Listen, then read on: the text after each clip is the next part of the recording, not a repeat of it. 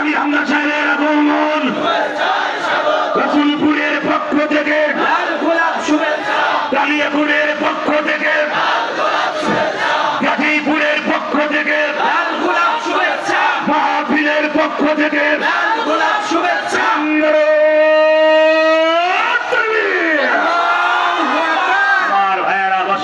কোরআনে কারীম থেকে সূরা হজ 31 নম্বর একটা মাত্র আয়াত পড়েছি। আজকের আলোচনার বিষয় শিরক। কি বললাম? পৃথিবীতে যত গুনাহ আছে সব গুনার আসল মা এইটা।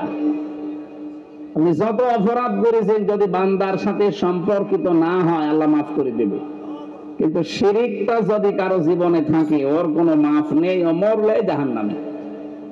অথচ এইটা বাংলাদেশে এখন চলছে, কিন্তু এই এলাকায় আছে কিনা আমি জানি না। দেখি আমি তো আর আপনাকে চিনি না।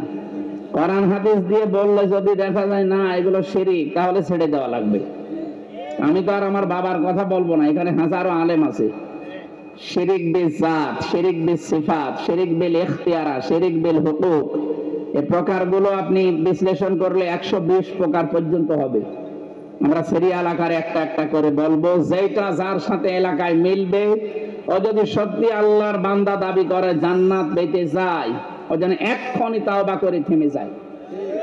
কারণ ইন্নাহু মা ইউশরিক বিল্লাহ, যে ব্যক্তি আল্লাহর সাথে শিরক করে ফাকাদ হারামাল্লাহু আলাইহিল জান্নাহ, তার জন্য জান্নাত হারাম।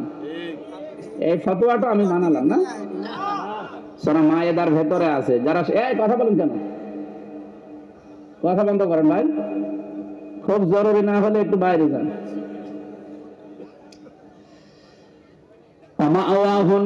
শুধু আল্লাহ জান্নাত হারাম করে দিয়েছে কথা শেষ করেননি। আল্লাহ বলেন ওকে আমি জাহান্নামে আশ্রয় দেব, তার মা হবে, তার স্থান হবে জাহান্নাম।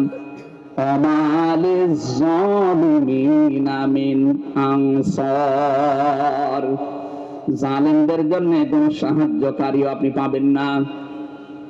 শিরক এই শব্দটা শুনতে যত ছোট মনে হচ্ছে, বিষয়টা অত ছোট না। এ বিষয়ে সতর্ক করার কারণে এই দুনিয়াতে আল্লাহ অনেককেই চিরন্তন করে দিয়েছেন। পৃথিবীর 3 জন কালো মানুষের নাম আছে, 3 জন কালো মানুষের নাম আছে। একজন হযরতে মাহজা, হযরত ওমর রাদিয়াল্লাহু তাআলা আনহুর খাদেম। 2 নম্বরে হযরতে বেলাল, 3 নম্বরে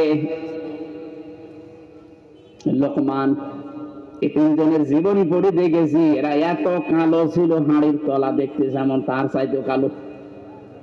ওদের জহব্বা ছিল, এই যে ঠোঁট ঝুলে গিয়েছিল, এত কালো। চেহারার যা বর্ণনা বলছি, একবার দেখলে মনে হয় আর একবার দেখতে মন চাবে। অথচ এই 3 জনের দাম আমার আল্লাহর কাছে এত বেশি। নবীজি বলেন বেলালের পায়ের আওয়াজ আমি জান্নাতে পেয়েছি। হযরত লোকমানের নামে তো আল্লাহ একটা পুরা সূরা নাযিল করে দিয়েছেন। কি করেছিলেন জীবনে হযরত লোকমান? وَإِذْ قَالَ لُقْمَانُ لِابْنِهِ وَهُوَ يَعِظُهُ يَا بُنَيَّ لَا تُشْرِكْ بِاللَّهِ إِنَّ الشِّرْكَ لَظُلْمٌ عَظِيمٌ। আল্লাহ বলেন স্মরণ করো দুনিয়ার মানুষেরা লোকমানের কথা, যখন সে তার সন্তানকে ডাক দিয়ে বলেছিল কলিজার টুকরা, আর যাই করো দুনিয়ায় শিরিক করবা না, কারণ শিরিক হচ্ছে পৃথিবীতে বড় জুলুম। হযরত লোকমান তার সন্তানকে পরিচয় করিয়েছেন কার সাথে? আরো জোরে বলেন। আমরা যেহেতু এখন নবী পাইনি, নবীর ওয়ারিসদেরকে পাই। আলেম যারা তারা নবীর ওয়ারিস। কি কথা বলেন এখানে? এরা নবীর উত্তরাধিকারী, নায়েবে রাসূল। এই মানুষগুলোর দায়িত্ব হবে জনগণকে, জাতিকে আল্লাহর সাথে পরিচয় করিয়ে দেওয়া। এই জন্য শিরক সম্পর্কে আমি আলেম হিসাবে আপনাদের পরিচয় করাচ্ছি। আল্লাহর সাথে পরিচয় করানোর কারণে হযরত লোকমানকে আল্লাহ চিরন্তন করে দিয়েছেন। আল্লাহ রাব্বুল আলামিন বলেন এতটুকু বলার পরে আমি আল্লাহ কিন্তু আর বসেছিলাম না, লোকমানকে এবার তার সন্তানের সাথে পরিচয় করিয়ে দিয়েছি। ওয়াসাইনাল ইনসানা বিওয়ালিদাইহি হামালাতুহু উম্মুহু কুরহা ওয়া ওয়াদাআতুহু কুরহা ইলা আখিরি আয়াত। আমি হযরত লোকমান সহ তামাম দুনিয়ার সন্তানদেরকে এই আদেশ দিয়ে দিলাম, লোকমান তুমি সন্তানকে আমার সাথে পরিচয় করিয়েছো, আমি আল্লাহ তোমার সাথে তোমার সন্তান শুধু না কিয়ামত পর্যন্ত যারা সন্তান আসবে তাদেরকে আমি আল্লাহ আদেশ দিলাম, নসিহত করলাম, ওসিয়ত করলাম যে তোমরাও তোমাদের মার বাবার সাথে কি করবা সেইটা আমি ব্যাখ্যা করে বললাম। কোরআন শরীফের ভেতরে সবচাইতে বেশি আল্লাহ ব্যাখ্যা দিয়েছেন মার বাবার নামে। এত ব্যাখ্যা অন্য কারো নামে আমি পাইনি। এত ব্যাখ্যা দিয়েছেন আল্লাহ মার বাবার নামে। শব্দের দিকে খেয়াল করেন তাহলে আল্লাহর সাথে পরিচয় করিয়েছে এই লোকটা কাকে? সন্তান কি কাকে? বলেন বলেন। আল্লাহ তাকে সহ তামাম দুনিয়ার বাবাদেরকে পরিচয় করিয়ে দিচ্ছেন সন্তানদের সাথে। আল্লাহ এত বেশি মর্যাদা দিয়েছেন, হুমা জান্নাতুকা হুমা নারুকা। নবীজি বলেন মা বাপ তোর জান্নাত, মা বাবাই তোর জাহান্নাম। এরা যদি সত্যি বৈধ কোনো কারণে তোর প্রতি নারাজ হয়ে যায়, তুই যা করবি না কেন আমি আল্লাহ তোর কিন্তু জাহান্নামে দেব।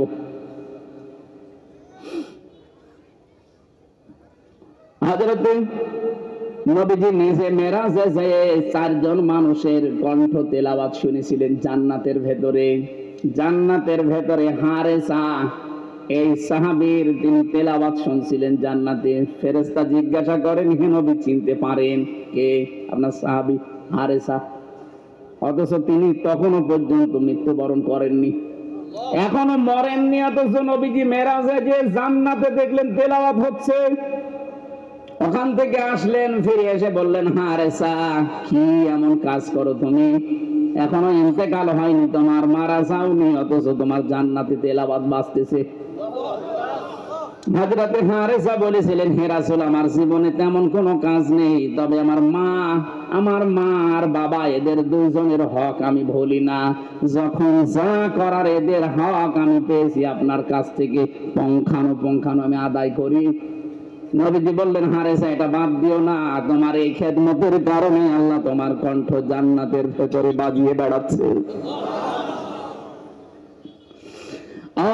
গাজীপুর মানুষেরা আমাদেরও কিন্তু মা বাবা এখনো আছে। এজন্য আমরা যদি সত্যি ভক্তি শ্রদ্ধা কিছু করতে চান, মা বাবাকে দিয়ে শুরু করেন। নিজের আপন মা বাবার খবর থাকে না, উনি চলে যাচ্ছে বিভিন্ন দরবার কেন্দ্রিক বাবার কাছে। এই এলাকার মানুষ যেহেতু শিক্ষিত, এরা বাবা মা বাবাগুলো মানে না আমি জানি, তারপরও বলছি আপনার আসল দরবার কিন্তু আপনার মায়ের আর বাবার, যেটা জন্ম দিয়েছে। আপনার আসল মা আর বাবা বাদ দিয়ে কোন দরবারে গিয়ে পড়ে আছেন আপনি?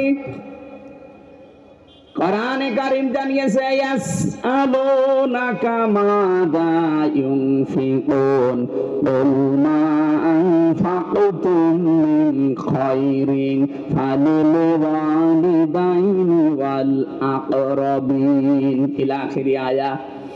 সূরা বাকারা 215 নম্বর আয়াত, 2 নম্বর পারা 12 নম্বর পৃষ্ঠা 13 নম্বর লাইনে আছে।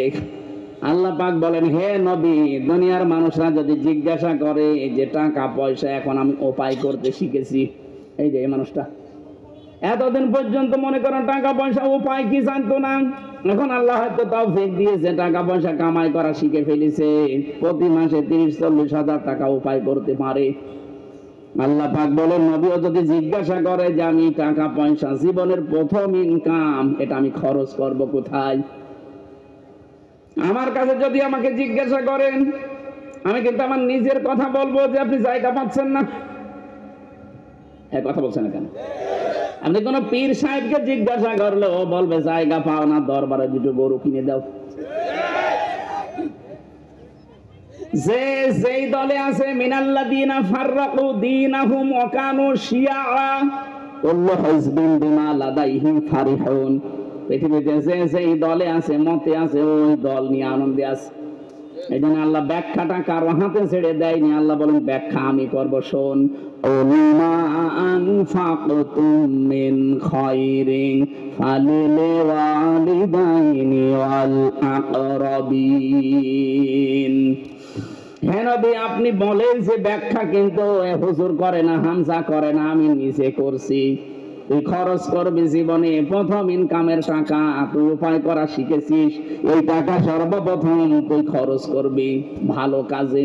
এখন ভালো কাজ কোনটা, এটার ব্যাখ্যাও যদি কারো হাতে ছেড়ে দেন সে তার নিজের দিকে টেনে বলবে। আল্লাহ বলেন ব্যাখ্যাও কারো হাতে দেইনি, আমি নিজে ব্যাখ্যা করছি। ফালিল ওয়ালিদাইন, এই ফা আছে মাঝখানে। আরবি গ্রামার অনুযায়ী ফা শব্দটা 19টা অর্থে ব্যবহার হয়। এখানে আল্লাহ ব্যাখ্যা দেওয়ার জন্য ফা লাগিয়ে দিয়েছেন। আল্লাহ বলেন ফালিল ওয়ালিদাইনি, এই দুনিয়ায় সর্বপ্রথম তুই ব্যয় করবি তোর মার বাবার জন্য। এই ব্যাখ্যাটাকে আমি বানালাম, আল্লাহ নিজে ব্যাখ্যা করছেন। প্রথম নাম্বারে তোর মা বাবা, এরপর হল আকরাবিন, তোর নিকট আত্মীয়। ও গাজীপুরবাসী, মানুষের সবচাইতে বেশি নিকটে থাকে তার স্ত্রী, কথা বলেন না কেন? তারপরে তার সন্তান, বলেন, এরপরে তার ভাই, এরপরে তার বোন। আপনি ঘুমাচ্ছেন? এরপরে তার চাচা, এরপরে ফুফু, এরপরে আত্মীয় স্বজন। আরো যারা বলেন তো সিরিয়াল আকারে প্রথম নাম মা বাবার, প্রথমে মা বাবা স্ত্রী সন্তান, এরপরে ভাই বোন চাচা ফুফু, এরপরে প্রতিবেশী। বলেন তো যে 9টা জিনিসের ভেতরে আছে, এর একটার ভেতরেও কোন দরবারের নাম আছে? কোন জিন্দা বাবা মরা বাবার নাম আছে?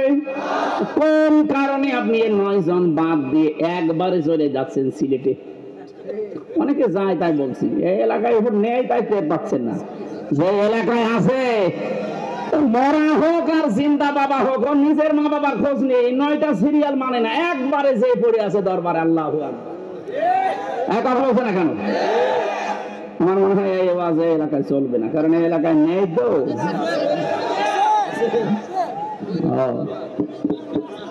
এলাকায় যদি এটা থাকে ভাই, আপনি হাতে পায়ে ধরে বলছি আপনার পাটা হাতটা এদিকে নিয়ে আসেন, আপনি কিন্তু ভুল পথে আছেন। যদি বিশ্বাস না হয়, যে আলেম আছে এই আলেমকে জিজ্ঞাসা করেন। আমি একেবারে আয়াত পারা পৃষ্ঠা লাইন রুকু তাফসিরের নামও বলছি, তাফসিরে হাক্কানিতে আছে। এই সিরিয়াল বাদ দিয়ে কোন কারণে আপনি সিলেটে যাবেন, চট্টগ্রামে যাবেন, বরিশালে যাবেন, আপনাকে বলে যাওয়া লাগবে আপনি ভুল পথে আছেন। এই মুহূর্তে আপনি থামেন। কি 3টা অপরাধ যদি দুনিয়ায় কেউ করে, 3টা, তাহলে তার শাস্তি আল্লাহ বলেন আমি ডবল করে দেব। একটা পাপ হবে আর শাস্তি হবে কয়টা? বলেন বলেন। এটা সূরা ফুরকানের 68 নাম্বার আয়াতে আছে। আমার মনে হয় যদি আয়াতটা পড়ার পরে দেখেন যে হ্যাঁ এই রোগের রোগী এই এলাকায় আছে, তাকে ওষুধটা খাওয়া লাগবে। যদি থাকে আপনি দেখেন, আল্লাযীনা লা ইয়াদউনা মা'আল্লাহি ইলাহান আখারা। এটা 68 নাম্বার আয়াত সূরা ফুরকান 19 নাম্বার পারার 4 নাম্বার পৃষ্ঠার 13 নাম্বার লাইনে আছে। এটা তাফসিরে ফি জিলালিল কোরআনে পাবেন। রব্বুল আলামিন বলেন দুনিয়ার মানুষ সাবধান, যারা ঈমানদার, যারা ঈমান আছে ভেতরে, তারা জীবনে 3টা গুনাহ কোনোদিন করতে পারে না। তার 1 নম্বরে আমি আল্লাহর সাথে অন্য কাউকে তারা ডাকতে পারে না। বাংলাদেশে বহু মানুষকে আমরা দেখি আল্লাহকে ডাকে, পাশাপাশি আরো কারকে জুড়ে নেয়। ইয়ালি বাবা, কেল্লা বাবা, ফতে বাবা, এই যে তাহেরি ভাই যেভাবে ডাকে, কথা বলে না কেন? শয়তান নিজে তো জাহান্নামে যাচ্ছে, আরো মানুষকে নিয়ে যাওয়ার জন্য, ডবল শাস্তি দেওয়ার জন্য নিয়ে যাচ্ছে। এজন্য রেকর্ড যখন হচ্ছে সারা দুনিয়ায় ছড়িয়ে দেন, কেউ যেন আল্লাহর সাথে অন্য কাউকে না ডাকে। কারণ ওর জন্য আল্লাযীনা লা ইয়াদউনা বুরহানা লাহু বিহি, যারা আল্লাহকে বাদ দিয়ে অন্য কাউকে ডাকে তাদের কোনো দলিল নেই, দলিল আছে মন গড়া। কি কথা বলে না কেন? আজকে থেকে আর কোন দিন আমরা আল্লাহর সাথে অন্য কাউকে ডাকবো? সে যদি তাহেরি না তাহেরির বাপ বলে, বলেন হামজা না, হামজার বাপ বললো আমরা ডাকি না, কারণ দলিল না থাকলেও হামজাও মানি না। আজকে থেকে এক্ষণ থেকে পরিবর্তন হয়ে যাবেন। আমি জেলখানায় 3টা বছর, ওই ফাঁসির কন্ডেম সেলের ভেতরে আমার নিচতলা একজন ছিল, ওই যে সাহেল চৌধুরী হত্যা মামলার আসামি মামুন, 25 বছর আছে জেলে, এখন ছাড়া পেয়েছে। সাহেল চৌধুরীর নাম বলে তোমার আরেক ঝামেলা, এমনি রশ্মিকার নাম বলে মুসিবতি আছে, এই ছাতাতের নাম বলাও ঝামেলা। আমি একটু শিক্ষার জন্য বলি আর মানুষ উল্টে পাল্টি হুজুর। এই যে সাহেল চৌধুরী নায়ক ছিলেন একজন, এই লোককে যে মেরে ফেলেছিল সে জেলে ছিল আমার সাথে, 25 বছর আছে, কিছুদিন আগে ছাড়া পেয়েছে। ও রাত 2টা 2:30টার সময় উঠতাম আমরা তাহাজ্জুদের নামাজে, আর ও উঠতো জিকির করার জন্য। ও ওইটাই জিকির করে, ইয়া রাসূলুল্লাহ ইয়া রাসূলুল্লাহ। কি গো এত জোরে জোরে আওয়াজ হয়? মাওলানা মামুনুল হক আর আমি একজনকে ডাকলাম, বললাম ভাই এদিকে আসে, কি জিকির করে? বলছে রসুলের ইশকে। ও রসুলের ইশকে জিকির করেন? জিকির তো রসুলের নামে জায়েজ নেই, রসুলের নামে দরুদ পড়া জায়েজ আছে। জিকির হবে শুধুমাত্র কেবলমাত্র একমাত্র কার নামে? কোন কেল্লা বাবার নামে জিকির আছে? কোন ফতে বাবার নামে, কোন ন্যাংটা বাবার নামে আছে? কিসের জিকির করেন আপনি? আজকে থেকে জিকির করবেন শুধু সুবহানাল্লাহ, আলহামদুলিল্লাহ, লা ইলাহা ইল্লাল্লাহ, আল্লাহু আকবার। এর বাদে কোন জিকির আপনি করতে পারেন না। হ্যাঁ হুজুর তাই? হ্যাঁ, এর বাইরে জিকিরের কোনো শব্দ নেই। ওই কেল্লা ফতে মতে যা আছে রসুলের নামও জায়েজ নেই। জিকির হবে শুধু আল্লাহর নামে, আর দরুদ হবে রসুলের নামে। ও দেখলাম পরিবর্তন হয়ে গেছে। জেল থেকে বের হওয়ার সময় বলে গেছে যে না, আমি এতদিন ভুল পথে ছিলাম, আমাকে এভাবে শিখিয়েছিল যে এইটাও জিকির করা জায়েজ আছে। মনে হয় ওই তাহেরের এরকম কোন পাল্লায় পড়েছিল এরকম ভণ্ডর, ও ইয়া রাসূলুল্লাহ ইয়া রাসূলুল্লাহ। সুন্নির নাম নিয়েছে, সুন্নি। কিসের সুন্নি? ওরা আহলে সুন্নাত না, ওরা আহলে বেদাত। বাংলাদেশটাকে বেদাত দিয়ে ভরে ফেলার জন্য এই চক্রটা কাজ করছিল। প্রশাসন এখন টের পেয়েছে। সেদিন পুলিশ দেখে দৌড় দিয়েছে।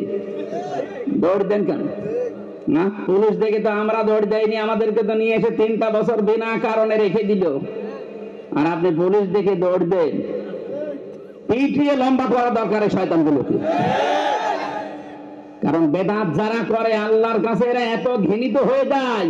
নবীজি বলেন যারা বেদাত আবিষ্কার করে, বেদাতপন্থীকে কেউ সাহায্য করে, সহযোগিতা করে, ওর সাথে থাকে, তাকেও সালাম দেওয়া জায়েজ নেই। আমি এটা বানালাম হাদিস। বেদাতপন্থী যারা, তাদের সালাম দেওয়া জায়েজ নেই। তাহলে ওদের বলেন তো, একটা মানুষ নামাজ পড়ে না, সালাম দেওয়া যাবে না? রোজা রাখে না, সালাম দেওয়া যাবে না? অথচ বেদাত যারা করে, নবীজি বলে তাদের সালামও দেওয়া যাবে না। তারা কত খারাপ তারা! কারণ ইসলাম ধ্বংস করার জন্য সবচাইতে বেশি দায়ী তারা। এই বাংলাদেশে আপনি ইসলাম ধ্বংস করার জন্য রাম বাম গুলো তো জালেমরা উপরে কাজ করছিল, আর সবচাইতে সূক্ষ্ম ভাবে কাজ করেছে এই বেদাতপন্থী যারা, তারা। নামটা নিয়েছে কিরকম দেখেছেন? আহলে সুন্নাত ওয়াল জামাত। পুরা ভণ্ড। আল্লাহর পাশাপাশি অন্য কাউকে জিকির করে। আরে এই জিকির করলে তো তার শাস্তি কয়টা হবে? ডবল। ইদাফ লাহুল আযাব। আল্লাহ বলেন ডবল শাস্তি দেব ওরে আমি। সুতরাং ওর সাথে মিলিয়ে যেন আর কোনোদিন কেউ জিকির করবেন না। জিকির শুধুমাত্র কার? আল্লাহ। কোন কেল্লা, কোন ফতে, কোন ন্যাংটা বাবার জিকির আর হবে না। এই জন্য যারা খরচ করতে চান টাকা পয়সা, ওই মানুষগুলো যেন অন্তত খরচ করে সর্বপ্রথম আল্লাহর দেওয়া যে সিরিয়াল আছে, আল্লাহ নিজে বানিয়েছেন সিরিয়ালটা তার আপন মায়ের নামে। অনেকে ধর্ম মা পাতায়, নিজের আপন মার খবর নেই। ধর্মবার বাড়ি সে টাঙ্গাইল, বছরে বছরে 10 বার করে যাচ্ছে। না, এই সিস্টেম এলাকায় নেই। কিসের ধর্ম মা আপনার? হ্যাঁ, আপনার আপন মার খবর নেই। আপনি ধর্ম মা পাতাইছেন সেই কোথায়? সে টাঙ্গাইল, সিরাজগঞ্জ চলে যাচ্ছেন বছরে 5-7 বার। আপনি জাহান্নামে যাবেন। মা বাবা যদি সঙ্গত কারণে নারাজ হয়ে যায়, ওর ঈমান নসিব হবে না।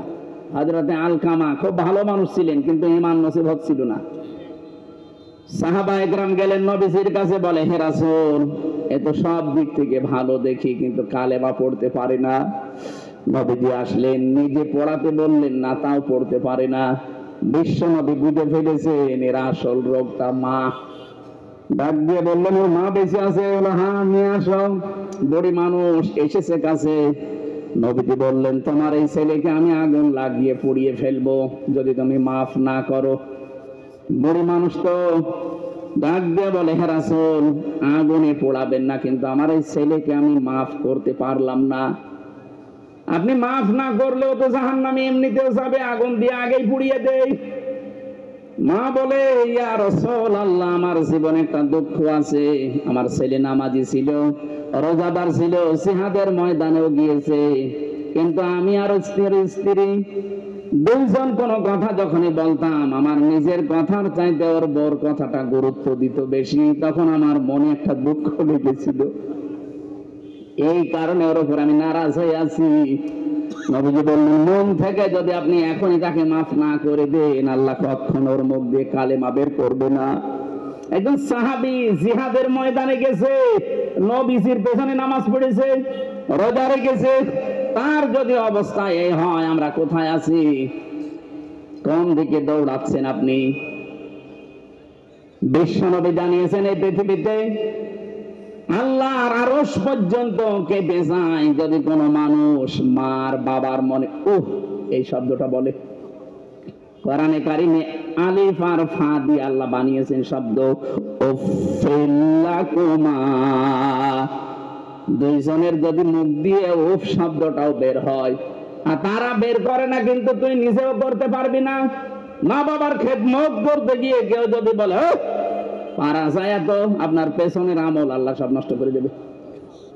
ওরা তো বলতে পারবেই না, তুই নিজেও বলতে পারবি না। আল্লাহ এত সুন্দর করে শব্দগুলো চয়ন করেছেন, তাকান। রব্বুল আলামিন বলেন আখফিদ লাহুমা জানাহাদ-দুল্লি মিনার রাহমা। খবসুন শব্দের শাব্দিক অর্থ ডাউন করার পরের ফল করে দেওয়া। এই যে আমার চাদরটা ডাউন আছে, ফল করে দিলাম। মুরগির বাচ্চার সাথে আল্লাহ এখানে উদাহরণ সেট করেছেন। জানাহন মানে ডানা। জানাহন মানে কি?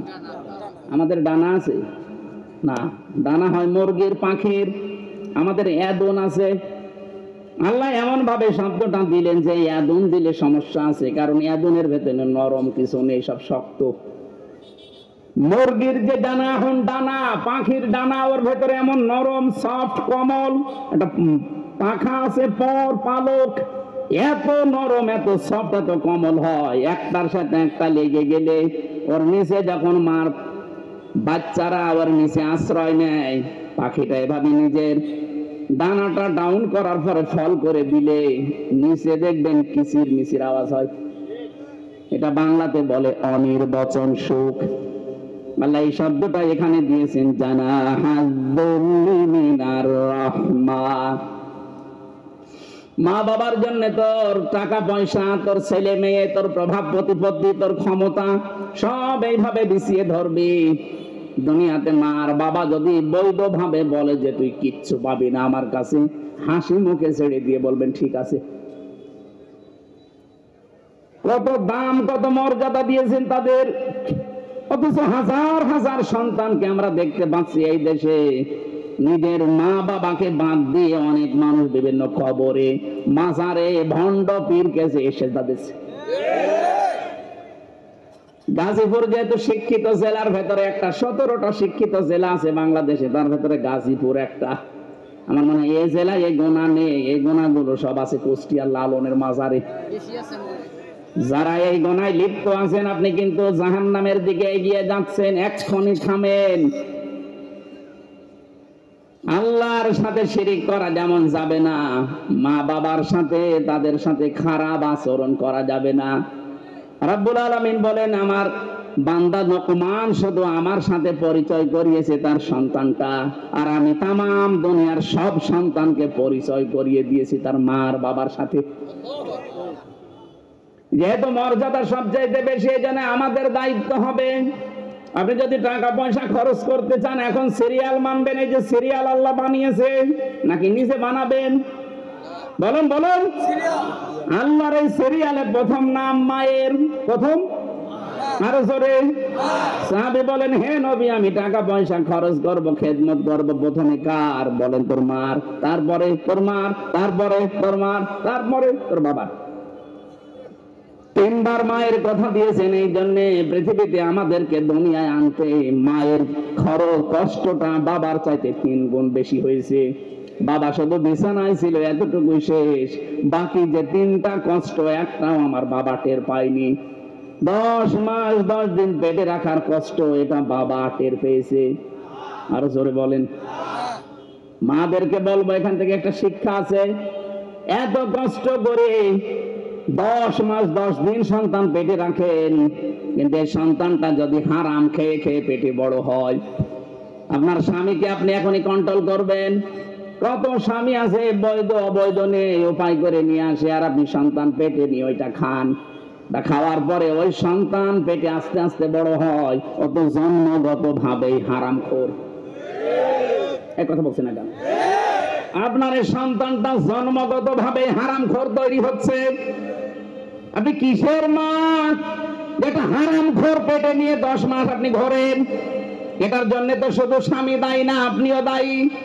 ও যখন বড় বড় মাছ নিয়ে বাজারে আসে, বাজার থেকে একটু বলতে পারেন না তোমার যা উপায়, এ বাজার তো তোমার দ্বারা সম্ভব না, কোথায় পেলে বলো? যদি হারাম কোনো কিছু হয়, তোমার এই হারাম সম্পদ খেয়ে আমি নিজে আমার পেটেরটা, তোমার হারাম সম্পদ দিয়ে আমি কোনো হারামখোর পয়দা করতে পারবো না। যদি তোমার ভালো না লাগে আমাকে বাদ দিয়ে দাও, তাও তো হারামখোর পেট থেকে যাবে। মা বোনেরা শক্ত হবেন আশা করছি। তাহলে হযরতে ফাতিমাতুজ জোহরার সাথে কিয়ামতের দিন আপনি জান্নাতে থাকতে পারবেন। না, নামাজ পড়লে, রোজা রাখলে, হজ করলে জান্নাতে যাবেন। কে বলিস আপনাকে? হযরতে খাদিজা তো জীবনে এক ওয়াক্ত নামাজ পড়েননি, কারণ নামাজ ওই সময় ফরজই হয়নি। তার আগে উনি মারা গেছে 2 বছর আগে। উনি হজ করেননি, উনি যাকাতও দিতে পারেননি। এগুলো নাজিল হয়েছে সব ওনার ইন্তেকালের পরে। এই কথা বলছেন এখন। হজ ফরজ হয়েছে ওনার ইন্তেকালের 8 বছর পর, রোজা ফরজ হয়েছে ওনার ইন্তেকালের পর, নামাজ ফরজ হয়েছে ওনার মরে যাওয়া ইন্তেকালের 2 বছর পর। অথচ আল্লাহ নিজে তাকে সালাম দিয়েছে, জান্নাতের ভেতরে খাদিজার জন্য একটা ঘরও আল্লাহ বানিয়ে রেখেছে। একটাই মাত্র কারণ, নামাজ না, রোজা না, যাকাত না, হজ না, একটাই কারণ। এই পৃথিবীতে উনি স্বামীকে সবচাইতে বেশি গুরুত্ব দিয়েছিলেন। স্বামী, আমার যা আল্লাহ দিয়েছে অর্থ সম্পদ সব তোমার দিনের জন্য, তোমার জন্য আমি দিয়ে দিলাম।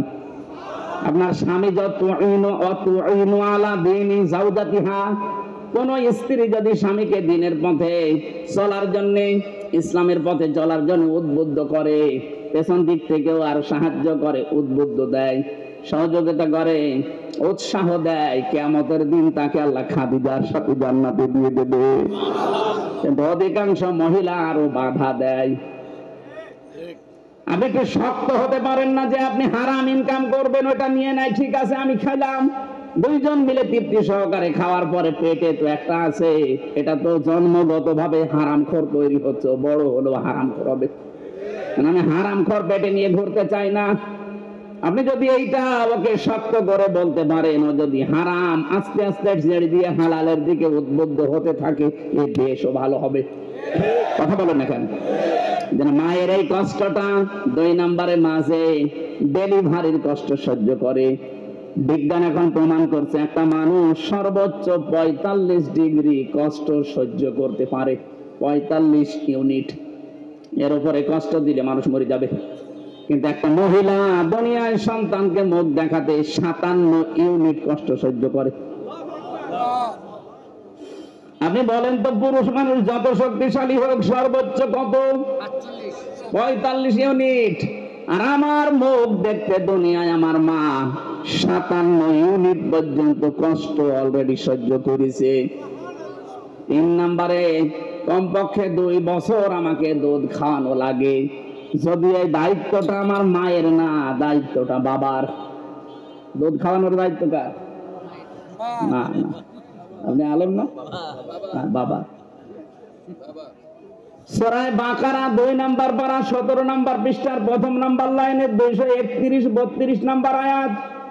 والوالدات يرضعن أولادهن حولين كاملين لمن أراد أن يتم الرضاعة।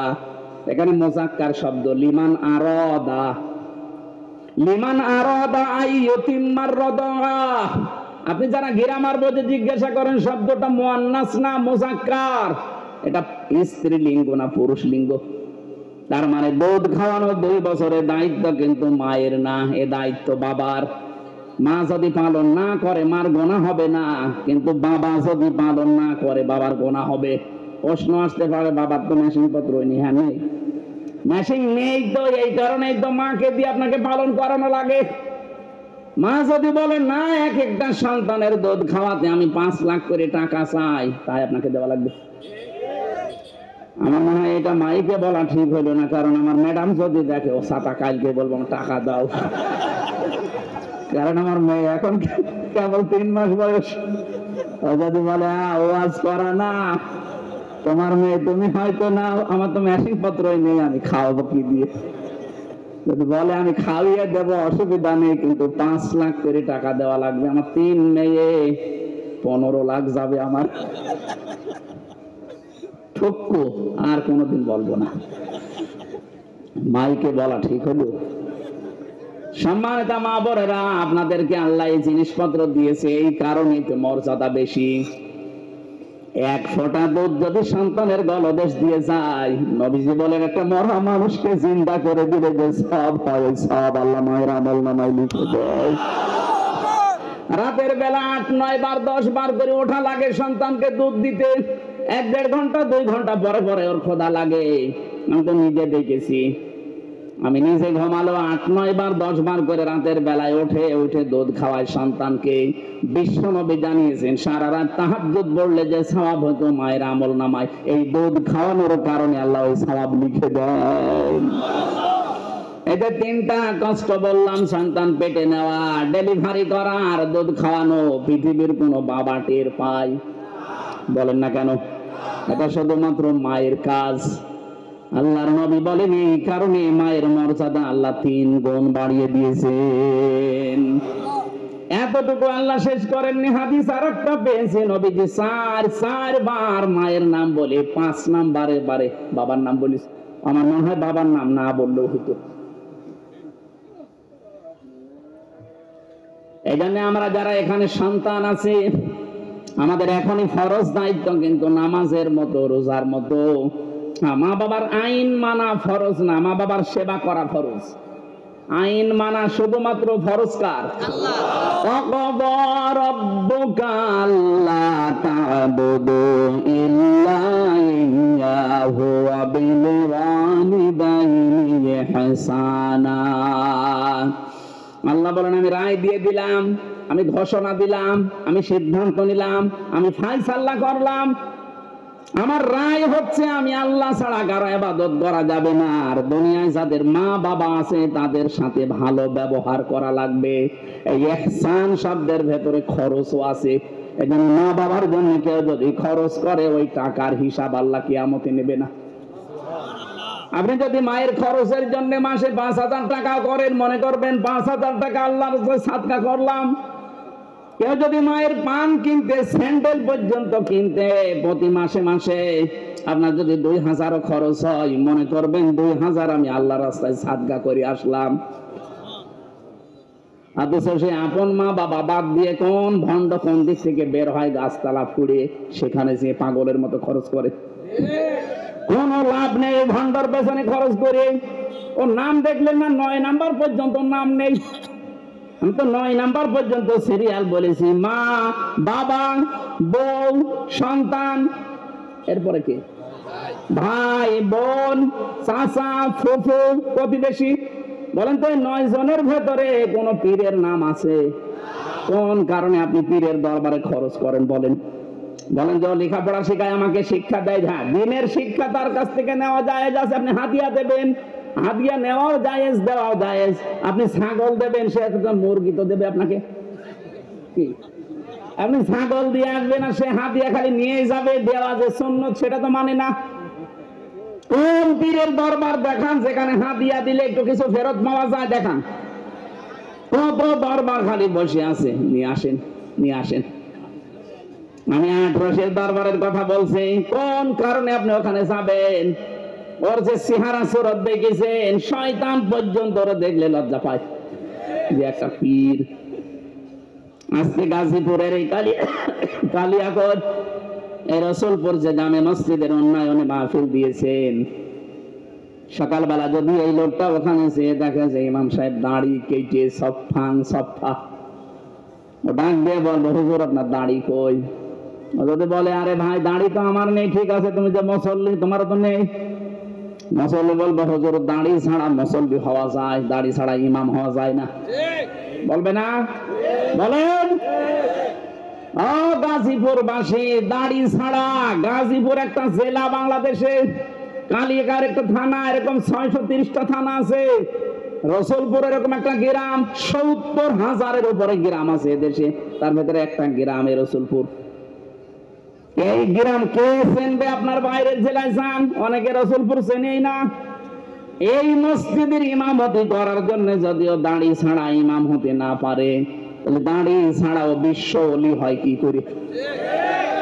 যারা রাসূলের সুন্নত মানে না, ওটা দাড়ি ছাড়া ওলি না, ওটা বিশ্ব শয়তান। কেউ যাবেন? যাবেন কেউ? কোন ভণ্ডর দরবারে দেওয়া যাবে না। রাগ বললেও আমার কিছু করার নেই, হক কথা তিতা লাগে। কথা বলেন না কেন? আল্লাহ রাব্বুল আলামিন বলেন, হুনাফা লিল্লাহি মুশরিকিন গায়রা মুশরিকিন বি। হুনাফুন শব্দের শাব্দিক অর্থ একনিষ্ঠ। আপনি এখন থেকে আল্লাহর ইবাদতে লেগে পড়বেন একেবারে একনিষ্ঠ ভাবে, গায়রা মুশরিকিন বি, তার সাথে শিরিক করা। বলেন বলেন, তার ক্ষমতার সাথে শিরিক যেন না হয়, তার শক্তির সাথে, তার আইনের সাথে। আজ বাংলাদেশে বহু শিরিকের ভেতরে এইটা একটা, আল্লাহ যেটা পারে ওটা অন্য কেউ পারে, এই বিশ্বাস করার নাম শিরিক। আলাহুল খালকু ওয়াল আমর, বিশ্ব বানিয়েছে কে? আইন চলবে কার? অথচ এই বিশ্ব আল্লাহ বানিয়ে তার আইন বাদ দিয়ে যারা মানুষের তৈরি করা আইনে দেশে কায়েম করতে চান, তারা শিরিক করছেন। আর শিরিক যারা করে তারা মুশরিক। এর চাইতে আর কি বলা যায় বলেন তো? এরপরও অনেকে বলে, হুজুর আমার বুঝে আসে না। এদিকে আসেন, আসেন, এদিকে আসেন। কানের নিচে থাপ্পড় দিয়ে তারপর কান গরম করে ফেলছে। এত সহজ ভাবে বোঝালেও তুমি বোঝো না, অন্য কিছু তো ভালো বোঝো। আলাহুল খালকু ওয়াল আমরু ইনিল হুকমু ইল্লা লিল্লাহ, এগুলো কি বানালাম না কোরআনে আছে? সূরা আরাফ 54 নম্বর আয়াত, ওটা সূরা ইউসুফ 40 নম্বর আয়াত। আল্লাহ বলেন, আমি বানিয়েছি, আমার হুকুম চলবে। সুতরাং আল্লাহর আইন বাদ দিয়ে বাংলাদেশে যারা অন্য কারো আইন কায়েম করার জন্য চেষ্টা করছেন, সে যেই হোক, সে শিরিক করছে। আর শিরিক যারা করে তারা আরো জোরে বলেন। এবার হাত বলেন তো, এদেশে মুশরিক আছে না নেই? কারা আছেন হাত বলেন? না, আমি হাসির খোরাকি দেই। মুশরিক হয়ে আপনি জাহান্নামে যাবেন। কয়দিন থাকবেন দুনিয়া? বলে, আমি তো দেখতে পাচ্ছি কোরআনের এই আয়াতগুলো দিয়ে সামনে যে আপনি মুশরিক, জাহান্নামে যাচ্ছেন। ওমাই ইউশরিক বিল্লাহ, যে ব্যক্তি আল্লাহর সাথে শিরিক করে, ফাকান্নামা খাররা মিনাস সামা ফাতাখতাফুহু আত-তায়রু, তাকে যেন পাখি ছো মেরে আকাশ থেকে ফেলে দেয়। কত বড় কঠিন কথা আপনি টের পাচ্ছেন? এখান থেকে 10 তলা বিল্ডিং এর উপরে নিয়ে ফেলে দিলে তো আপনার জীবন শেষ। আর পাখি আপনাকে ছো মেরে নিয়ে গেছে হাজার হাজার মাইল দূরে, ওখান থেকে ছুঁড়ে ফেলে দিচ্ছে। আও তাহদিবিহির রূহু ফি মাকানিন সাহিক, আল্লাহ বলেন বাতাসের ভেতরে সে যেন শূন্যে ঘুরে বেড়াচ্ছে। শব্দগুলো এত কঠিন শব্দ আল্লাহ নিজে নিজে সেট করেছেন এই শিরিকের বিরুদ্ধে, অথচ বাস্তবতায় দেখছি শিরিক করে আবার অনেকে আনন্দে আছে, জান্নাতের আশা করেন আপনি। সুতরাং এই মুহূর্তে আপনার সিদ্ধান্ত পাল্টাতে হবে। যাদের বিশ্বাসের ভেতরে, যাদের আকীদার ভেতরে শিরিক আছে, এক্ষুনি আপনাকে পাল্টাতে হবে। কাদের কাদের আছে আপনি টের পাচ্ছেন, আমি নাম না ধরলেও। যারা আল্লাহর আইন বাদ দিয়ে অন্য কারো আইন দেশে জারি করতে চান, তারা শিরিক করছেন। দলিল এই যে আয়াতগুলো বললাম। যারা আল্লাহ বাদে অন্য কাউকে ক্ষমতার মালিক মনে করেন, যেমন বহু মানুষ বলে ক্ষমতার উৎস জনগণ, এটা শিরক। আন্নাল কুওয়াতা লিল্লাহি জামিআ, ক্ষমতার উৎস কে? এইটা যদি কেউ রাজনীতি মনে করে বলে না রাজনীতি হচ্ছে আমি চলে গেলাম, তাহলে কোরআন শরীফের সূরা বাকারার এই আয়াত কেটে বাদ দিয়ে দেবেন। আমি তার বাবার কথা বানিয়ে বলছি না ভাই, আমারও বাঁচা লাগবে, আপনাকে আমি বাঁচাতে চাই। কি করবেন দুনিয়ায় পড়ে থেকে? এদেশে যদি শিরিক মুক্ত করতেই না পারি, আল্লাহর বিধান যদি জারি দেখতে না পারি, তো কি করবো আমি বেঁচে থেকে? আর যদি কিয়ামত পর্যন্ত হায়াত পেতাম আমি বলতাম না। এখানে যারা বসে আছে মাত্র 200 বছর পর, কত মাত্র 200 বছর পরে এই গাজীপুরে আবার ঘুরে আসবেন, এই রসুলপুরে। এখানে যারা যখন আসবেন 200 বছর পরে, তখন যারা বাস করবে তাদেরকে আপনি চিনেন না, এমনকি তারাও আপনাকে কথা বলেন না কেন? এখন এসে যদি বলেন না এই রসুলপুরের এই 2 তলা বাড়ি আমার, এই ভিটা আমি বানিয়েছিলাম, ওই সময় যারা আছে সত্যি করে বলেন তো আপনাকে বাড়ি ঢুকতে দেবে? আপনার দাঁত মুখ সবই খুলে ফেলবে। ভণ্ডামি করা জায়গা পান না। কিসের রসুলপুরে এসেছেন আপনি? আমি নিজের কথা বলছি, আমার 3 পুরুষের পরে আমি আর চিনি না। আমার বাবা রিয়াজউদ্দিন, তার বাবা জাহান আলী, তার বাবা নমাজ আলী। যদিও আমি নমাজ আলীকে দেখিনি, কিন্তু নাম শুনেছি। এর পরেরটা আমি আর জানি না। বলেন তো নমাজ আলীর বাবা খুব বেশি হলো না 70-75 বছর আগে মারা গেছে? কি কথা বলেন না কেন? আমার দাদা জেলে থাকতে মারা গেছে আজ 2 বছর আগে। তার বাবা খুব বেশি হলো মরেছে না 60-70 বছর আগে। এতদিন আগে মরার পরে যদি মাত্র 100 বছর পরে আসে, তাও তো আমি নমাজ আলীকে বাড়ি উঠতে দেব না। অথচ ওই ভিটা নমাজ আলীর। কথা বলছেন না কেন? নমাজ আলীকে আমি চিনি না, তার বাবার বাবা যদি আসে ঝাঁটা পিটা খাবে। এইটাই দুনিয়া। কার জন্য কি করে যাচ্ছেন? শিরিক বন্ধ করেন ভাই। শিরিক বন্ধ করে যদি মারা যেতে পারেন, আমি গ্যারান্টি দিয়ে যাচ্ছি আল্লাহ আপনাকে জান্নাতে দিয়ে দেবে। হ্যাঁ, সমস্যা আছে এখানে, হক এবাদ যেন নষ্ট না হয়। মানুষের অধিকার যেটা, সেটা যদি আপনি নষ্ট করে থাকেন তাহলে আপনার খবর আছে। মানুষের অধিকার কি?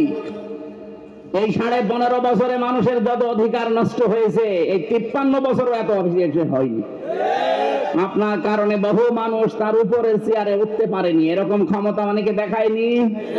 আপনার কারণে অনেকে ব্যবসা বাণিজ্য করতে পারেনি, খালি চাঁদাবাজি। নাকি গাজীপুরে এসব নেই? আপনি মিথ্যা মামলা দিয়ে, মিথ্যা সাক্ষী দিয়ে তার জীবনটা নষ্ট করে দিয়েছেন। খুন করে, গুম করে, আয়না ঘরে বন্দি রেখে সব উলটপালট করে দিয়েছেন। এমন মানুষ দুনিয়ায় ছিল না?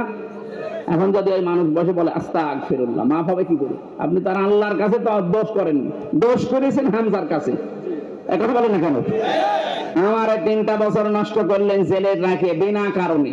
30 থেকে 32 লাখ টাকা নিয়েছেন আমার বাবার কাছ থেকে বিনা কারণে। এখন সেই মামলার আয় আমারে কল দেব, হুজুর মাফ করে দিন। কিসের মাফ? আগে টাকা ফেরত দিন। মাফ তো করবো, আগে টাকা ফেরত দেন। আর 3 বছর আমার মতো ফাঁসির কন্টেন্ট ছেলে থাকে না। কথা বলছেন এখন? আমার জীবনটা নষ্ট করে দিয়ে এখন হুজুর মাফ করে দিন। আর কি মারা মাফ কি পড়ে আছে যেখানে সেখানে। 15.5 বছরে যার কারণে আমরা ভোট দিতে পারিনি, তাকে আপনি আন্দাজে মাফ করে দেবেন মানে? এখন যদি তারা মিথ্যা কথা ছড়ায় যে আমি নির্বাচিত ছিলাম, আমাকে উৎখাত করা হয়েছে, ওর দাঁত মুখ খুলে অন্য জায়গায় লাগানোর দরকার না? নির্বাচিত ছিলেন কে বলেছে আপনাকে? এই জন্য যারা এতদিন এই 8 সাল থেকে 24 সাল পর্যন্ত যারা দায়িত্বে ছিল, এদেরকে সাবেক এমপি, সাবেক মন্ত্রী বলা জায়েজ নেই। কারণ এরা নির্বাচিত না, ভোটে এরা জোর করে। এতটুকু বলতে পারেন এরা ভোটছো। কথা বলে না কেন? যদি পত্রিকায় বা এই পোস্টারে কোনো সময় লেখেন তাদের নাম, লিখবেন সাবেক ভোটছো। এতটুকু লেখেন না, আরেকটু বেশি করে লিখবেন সাবেক ডাকাত। আমরা সাবেক এমপি, সাবেক মন্ত্রী, সাবেক উপজেলা চেয়ারম্যান, সাবেক মেয়র মানি না, কারণ আমার ভোটে আপনি নির্বাচিত হননি। 8 সাল থেকে 24 সাল যারা দায়িত্বে ছিলেন, সব রাষ্ট্রের টাকা বেতন নিয়েছেন, ভাতা নিয়েছেন, ফেরত দেওয়া লাগবে, নয়তো আপনার জীবনেও মাপ নেই। এইটা মাপ নেই, আর 2 নম্বরে শিরিকটা মাপ নেই। আশা করছি আপনি বুঝেছেন। এরপরও যদি কেউ না বোঝার ভান করে থাকেন, আমি মনে হয় হবে না, বাকারি শরীফ লাগবে। বুখারী শরীফ, কোরআন শরীফ দিয়ে আপনার আর হবে না। কি শরীফ? বাকারি শরীফ লাগবে। মা বোন যারা এসেছেন শক্ত হবেন। স্বামী যদি অবৈধ কোনো পথে পা বাড়ায়, দরকার হয় ওর সংসার ছেড়ে দেন, ওটা ছেড়ে দিয়ে অন্য জায়গায় বিয়ে করেন। তা ওর হারাম জিনিস পেটে নিয়ে হারামখোর সন্তান দুনিয়ায় রেখে যাবেন না। ওটা একটা হারামখোর তৈরি হচ্ছে, পরবর্তীতে ওটা সাদগাতুল জারিয়া। শোনেন, গোনায়ে জারিয়া যে আছে, সাদগাতুল জারিয়া শুনে উনি আনন্দ করে। আরে ভাই, গোনা জারিয়াও আছে। এমন সন্তান রেখে যাবেন যে হারামি খারামি কাজ করবে, আপনার কবরে সব ফিলাক্সি লোড হয়ে যাবে, বিকাশ হয়ে যাবে, নগদ হয়ে যাবে। বলো হুজুর আমার বিকাশ নাম্বার খোলা নেই, এমনি খুলে যাবে। আবার খোলা লাগবে, আপনার ছেলে আর মেয়ে যা করছে খোলা লাগবে। এখন আমরা যেন শিরক অন্তত না করি। আর মানুষের অধিকার যারা নষ্ট করেছেন, আমি আহ্বান জানাচ্ছি, যদি মাপ পেতে চান, সত্যি যদি আপনার মনের ভেতরে একটু উকি মারে, না আমার এটা ঠিক হয়নি, তাহলে যার যার কাছে অপরাধ করেছেন, যাকে মিথ্যা মামলা দিয়েছেন, মিথ্যা কেস দিয়ে, মিথ্যা সাক্ষী দিয়ে ব্যবসা বাণিজ্য করতে দেননি, রাতে বাড়িতে ঘুমাতে দেননি, তার বাড়িতে যান, যে বলেন ক্ষতি হয়ে গেছে আপনার, আমি আপনার ক্ষতিপূরণ দিতে চাই। যদি 10 লাখ টাকা ক্ষতি হয়, তার ক্ষতিপূরণ দেন। আমার যেমন 32 লাখ টাকা দেওয়া লাগবে না, আমি জীবনও মাফ করবো না। এরকম যার যার ক্ষতি হয়েছে 15.5 বছর এই ক্ষতিপূরণ দেবেন। তার কাছে একেবারে বিনয়ী ভাবে বলবেন, আমার যা হয়েছে হয়েছে, মাফ করে দেন, নাই তো আমি মরণের পরও মাফ পাবো না। তাহলে তার মাফ হবে। ও যদি মন থেকে বলে ঠিক আছে যান। আমার মনে হয় এরকম এই দেশের 18 কোটি মানুষের যদি কাউকে মাফ করে দেয়, ব্যারিস্টার আরমানের বউ জীবনও মাফ করবে না। তার স্বামী ছাড়া 8টা বছর জানি না স্বামী বেশি আছে কিনা। কত মানুষকে দেখলাম ওই মাটির নিচে, আমিও তো ছিলাম, আমি তো ছোটটাই ছিলাম, আর ওটা বড়টাই ছিল, বিগটাই ছিলাম, আমি মিনিটাই ছিলাম। দেখেছি এত বড় বড় নখ হয়ে গেছে কারো কারো, 2 বছর 5 বছর 7 বছর আছে, কেউ জানেই না। এই দেওয়ালের সাথে খুঁচিয়ে খুঁচিয়ে লিখে রাখতো ভাঙ্গা ভাঙ্গা কণ্ঠে, ভাঙ্গা ভাঙ্গা অক্ষরে, যে ভাই যদি কেউ বাইরে যেতে পারে নাম্বারটা জানাবেন যে আমি বেশি আছি। একটা মানুষ আজ 8 বছর 10 বছর 14 বছর পড়ে আছে, ও জানে না যে এটা কোন বছর, ওর নাম কি ও তাও ভুলে গেছে। কোন বছর এটা, কোন মাস এটা, কি বার এটা, কয়টা বাজে, ও কিচ্ছু জানে না। আন্দাজের উপরে চলছে 10 বছর 14 বছর, আর আপনি বলেন হুজুর মাফ করে দিন। ইয়ার কি মারা জায়গা পাও না? তোমার ওইভাবে 5 দিন রাখি, বাবার নাম ভুলে যাবা। এখনো পর্যন্ত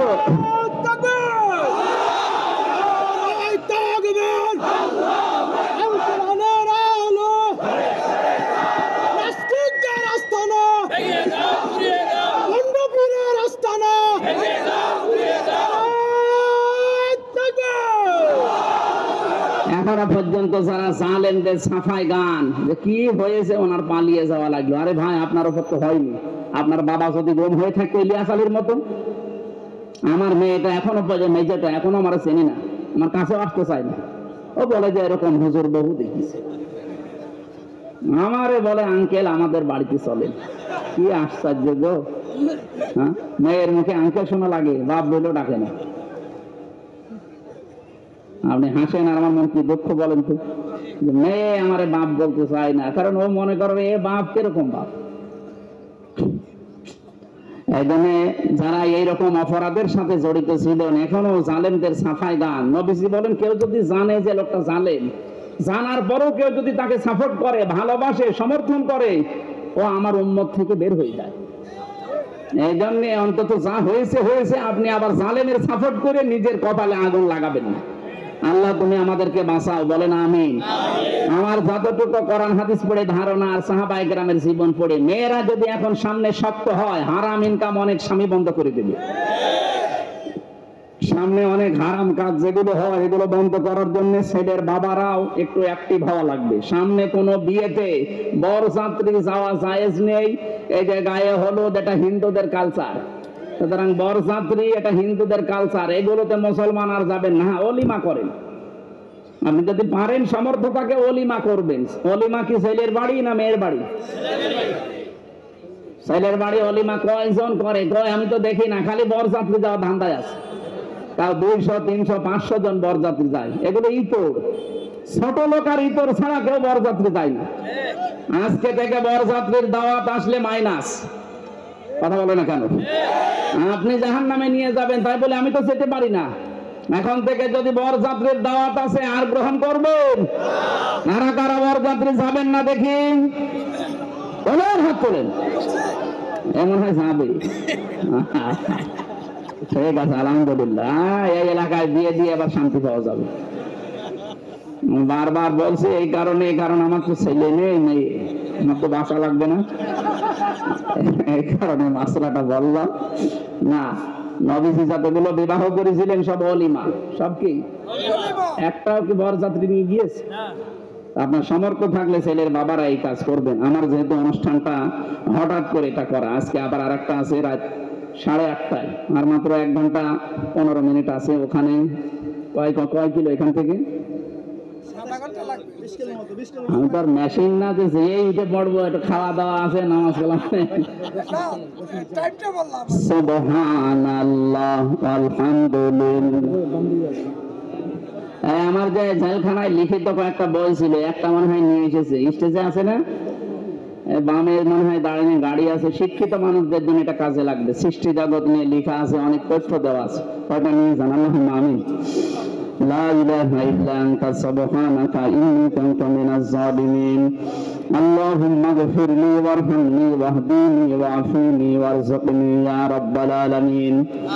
আল্লাহ তাআলা মাগরিবের নামাজের পর থেকে পর্যন্ত চাতক পাখির মতো শিরকের বিরুদ্ধে আমরা কথা বলেছি। যতটুকু বললাম আল্লাহ মেনে চলার তৌফিক দাও। এখনো যদি কয়েক ঘন্টা আমরা আয়াত নিয়ে কোরআনে কারিমের কথা শুরু করেছিলাম, যেভাবে বলতাম একটা মানুষে চলে যেত না। কোরআন শোনার জন্য যারা এত পাগল, আল্লাহ এদেরকে অমরের কত সুন্দর করে সবাই সাজিয়েছে। আজকে যদি একটা অনুষ্ঠান হতো আমি আরো চালাতাম। যত সুন্দর করে এরা অনুষ্ঠান সাজিয়েছে, আল্লাহ এই মানুষগুলোকে জান্নাতের চাইতে সুন্দর বাড়ি দান করো। সম্মানিত মা বোনদেরকে খাদিজার মতো, আয়েশার মতো বানিয়ে দাও। আমরা যারা অসুস্থ আছি, আল্লাহ শেফায়ে কামেলা আজেলা নসিব করে দাও। রব্বুল আলামিন দেশটা যখন স্বাধীন করে দিয়েছো, এই দেশে তোমার কোরআনে কারিমের বিধান চালু করে দাও। বাংলাদেশ আজকে স্বাধীনতা দিবস পালন করছে। আল্লাহ যত মানুষ শহীদ হয়েছে 1971 সালে, তাদেরকে শাহাদাতের সর্বোচ্চ মাকাম দিয়ে দাও। বীর মুক্তিযোদ্ধা এখনো যারা বেঁচে আছে, তাদেরকে সহি সালামতে রাখো আল্লাহ। ধোয়া যারা ছিল, 2 নাম্বার যারা ছিল, তাদেরকে জাতির সামনে তুমি ন্যাংটা করে দাও। 2024-এও যারা স্বাধীন করার জন্য, একটা মুক্ত পরিবেশ তৈরি করার জন্য জীবনটা দিয়ে গেল, আল্লাহ তাদেরকেও তুমি শাহাদাতের মর্যাদা দাও। এলাকায় মাটির নিচে যারা কবরে আছে, এদেরকে ক্ষমা করে দাও।